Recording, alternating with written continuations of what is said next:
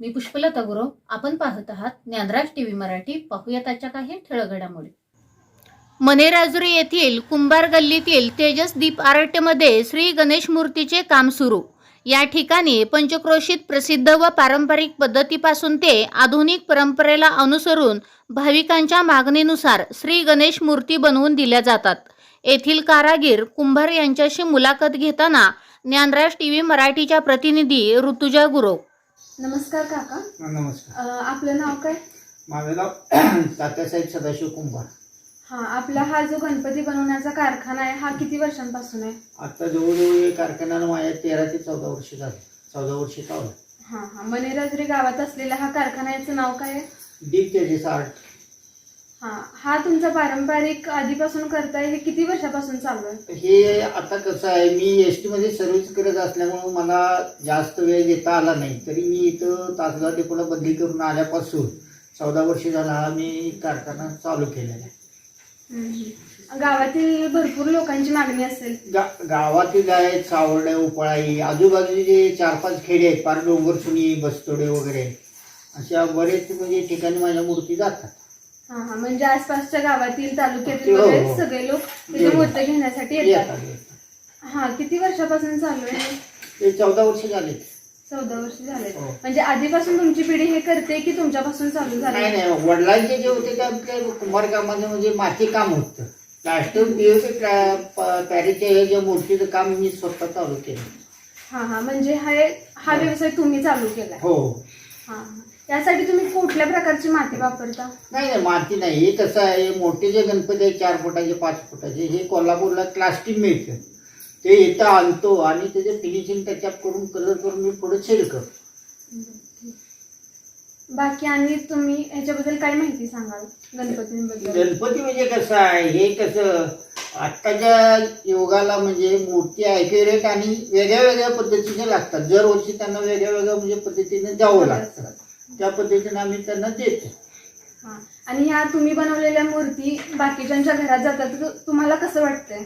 आनंद वाटतो. कारण का आपण जे कला आणि कष्ट कौशल्याने जे काम करतो त्याचं समाधान वाटतं. ठीक आहे काका. आणखी काय सांगाल?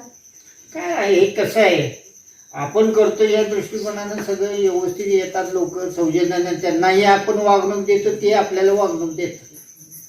आणि जे कुठला पाहिजे, उपरणीला कुठला कलर पाहिजे हे आम्ही त्यांच्याकडे आधी सांगून घेतो आणि बाकीचे कलर आमच्या वैयक्तिक आम्ही देत असतो. म्हणजे लोकांना कसं हवं असेल त्याप्रमाणे आम्ही कलर देतो. मूर्ती बनवण्यासाठी साधारण किती कालावधी लागतो? हे कसं आहे, ज्या कोल्हापूरचे जे मार्केटवरून माल आणतो ते आधी 2-3 महिन्यापासून त्याचं काम चालू असतं आणि आम्हाला 2.5 ते 3 महिने लागतात. मूर्ती आणायची, तिला सुकवायची, बाकी फिनिशिंग त्याच्यात करून ह्याच्यापर्यंत 2-2.5 महिन्याचा कालावधी जातो. तुम्ही कधी बनवायला चालू करता? तसं बोललं तरी ते जवळजवळ 7-8 महिन्यापासून आम्ही बाकीच्या लहान मूर्ती वगैरे बाकीचं आमचं काम चालू असतं. आणि पावसाळ्यात वगैरे जर मूर्ती वाळवायची असेल तर तुम्हाला म्हणजे कोणकोणत्या समस्यांना सामोरे जावं लागतं? कसं आहे, एकदम पावसाचं वातावरण असेल तर आम्हाला ते कोळशाचं जरा त्याला भट्टी म्हणजे टाईप देऊन आम्हाला सुकवून ते पुढं कस्टमरला त्या रेटमध्ये त्यांना त्या दिवशी द्यावंच लागतं. तुम्ही किती फुटापासूनच्या मूर्ती बनवता? आता कसं आहे, आम्ही सर्वसाधारण 6 इंचापासून ते माझ्याकडे 9.5 फुटापर्यंत मूर्ती असतात. जशी मोठ्या मूर्तीची ऑर्डर असेल तर तो आम्ही प्लास्टिक कच्चं मागून त्याला करून देतो. नसेल तर सर्वसाधारण रेग्युलर 6.5 ते 7 फुटाच्या लेवलनं आपल्याकडे गणपती चालतो. ठीक आहे. ह्या वर्षी कोणत्या प्रकारच्या मूर्तींना जास्त मागणी आहे? आता सध्या कसं आहे, आपल्या ह्या भागात म्हटलं तरी जास्त करून लालबागला जास्त मागणी असते आणि नवीन पिढीला काय अँटिक पीस म्हणून त्याच्यात जरा वावर झाल्यामुळं लोकांना जरा वेगळ्या वेगळ्या पद्धतीच्या ऍक्टिव्ह जरा मूर्ती लागतात. म्हणजे आकर्षक वगैरे मूर्ती लागतात. काका, तुम्ही कोणकोणत्या प्रकारच्या गणेश मूर्ती बनवता? कसं आहे, आपल्याकडे दगडूशेठ असतो, लालबाग असतोय, पुन्हा पाटील गणपती असतोय आणि वेगळ्या वेगळ्या पद्धती, कधी मोरावरती असतो, कधी डमरूवरती. म्हणजे जसं तिकडून म्हणजे गिरायकाचा जसा रिस्पॉन्स येतो त्या वेळेला आम्ही वेगळ्या वेगळ्या प्रकारच्या मूर्ती आणतो. जसं म्हणजे वेगवेगळं त्याप्रमाणे. काय मूर्ती असते ते बेडवरती बसलेली असते, काय मूर्ती असते चौरंगावर बसलेली असते. प्रत्येक मूर्तीचं वेगळं वेगळं हे असतो पॅटर्न. त्याप्रमाणे तुम्ही बनवून देता. बनवून. ठीक आहे काका, धन्यवाद. तुम्ही खूप छान माहिती दिली. ज्ञानराज TV मराठीतर्फे तुमचं खूप खूप धन्यवाद. आणि ही कला तुम्ही अशीच जपत राहा, यासाठी तुम्हाला शुभेच्छा. गणपती बाप्पा मोरया. तुम्ही गणपती मूर्ती पाहण्यासाठी आलात का? गाव कोणतं तुमचं? करोलियम. हां, तुमच्या गणेश मंडळाचं नाव काय? गजराज मित्र मंडळ करोलियम तोडकर वस्ती. हां, तुम्ही एवढ्या लवकर का आलाय मूर्ती पाहण्यासाठी?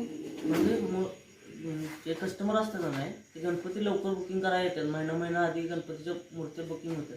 आपल्याला जर पाहिजे ती गणपतीची मूर्ती मिळत नाही, त्यासाठी आपण लवकर बुकिंग करायसाठी आलो. हां, म्हणजे सगळ्या मूर्त्या बुक वगैरे झालेल्या असतात, आधी करून गेलात तर तुम्हाला हवी तशी पाहायला मिळते, म्हणून तुम्ही लवकर